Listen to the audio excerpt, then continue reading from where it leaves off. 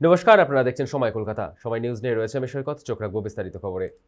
1971 সালে জমি ও বাসস্থানের অধিকারের দাবিতে আন্দোলন হয়েছিল গোসাইহাট বনবস্তিতে। সেই সময় বন বিভাগের গুলিতে নিহত হন 5 জনজাতি সম্প্রদায়ের সদস্য। দীর্ঘ কয়েক দশক পর স্থানীয়দের উদ্যোগে প্রায় 2 লক্ষ টাকার ব্যয় নির্মিত শহীদ বেদির উদ্বোধন করা হয়। উদ্বোধনী অনুষ্ঠানে উপস্থিত ছিলেন বঙ্গভূষণ প্রাপক গোনাথ রাভা।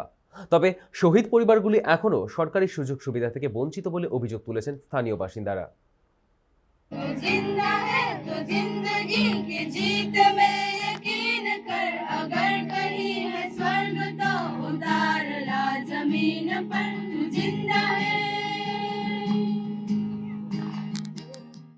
দীর্ঘ প্রতীক্ষার অবসান অবশেষে আমার পিছনে থাকা যে 5 জন শহীদ যারা 1971 সালে প্রাণ দিয়েছিলেন এই বনাধিকার আন্দোলনে সামিল হয়ে, গোসাইহাট বনবস্তির বাসিন্দা ছিলেন তারা প্রত্যেকে। তাদের পরিবারের থেকে দাবি ছিল তাদের যে এই যে শহীদ বেদি তা একেবারে ভালো করে দেওয়ার, কারণ বছরের বিভিন্ন সময়ে রাস্তার পাশে এভাবে যত্রতত্র পড়ে থাকার কারণে তারা কিন্তু একেবারে একাধিক তারা অভিযোগ করেছিল, দাবি রেখেছিল।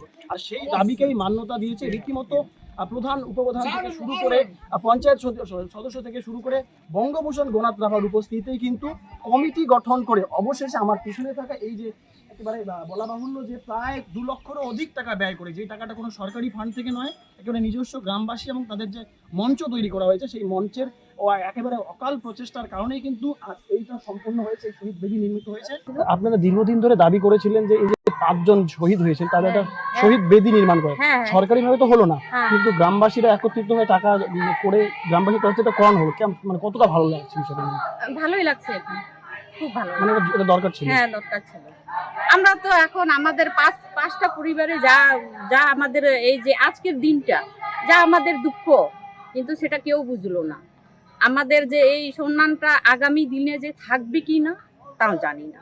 শহীদ বেদিতে তো সরকারি না হয়, এটা তো আমরা সবাই মিলে মঞ্চ থেকে তৈরি করছি।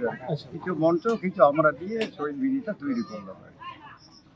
প্রায় 2 লাখ টাকার মতো খরচা করছে, আরও মেলা টাকা লাগে। 2026 মানে 55 বছরে আমরা এবারে এই শহীদ দিবস পালন করছি। মাঝে খুব ভালো করে এই দিনটাকে পালন করা হলেও এই মাঝ বরাবর সময়ে একটু থমকে গিয়েছিল নানা রাজনৈতিক কারণের জন্য। আমরা চাই না একটা শহীদদের নিয়ে একটা রাজনীতি হোক, ফলে পরবর্তী সময়ে এটার একটা উপায় হিসাবে উত্তরবঙ্গ বনজন শ্রমজীবী মঞ্চ উঠে আসে, তাদের উপরে দায়িত্ব দেওয়া হয়। আর বর্তমানে তাদের উত্তরবঙ্গ বনজন শ্রমজীবী মঞ্চের উদ্যোগেই এই প্রোগ্রামটা পালিত হয়। দীর্ঘদিনের এই শহীদ পরিবারের তরফ থেকে একটা দাবি ছিল যে যেভাবে এইখানে রাস্তার লাগোয়া যেভাবে শহীদ বেদিগুলো এইভাবে পড়েছিল, তো আমরা কিন্তু একটা উদ্যোগ নিয়েছি এবং একটা কমিটি বানিয়েছি। সেই কমিটির মাধ্যমে আমরা আমাদের গোটা পশ্চিমবঙ্গের একটা সংগঠন রয়েছে, উত্তরবঙ্গ বনজন শ্রমজীবী মঞ্চ বলে একটা সংগঠন রয়েছে, সেই সংগঠনের কাছে আমরা শরণাপন্ন হয়েছি এবং সেই সংগঠনের পূর্ণ সহযোগিতায় আজকে আমরা এত সুন্দর একটা শহীদ বেদি আমরা বানাতে পেরেছি।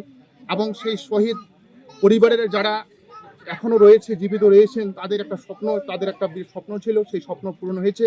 এটা আমাদের কাছে খুব গর্বের বিষয়।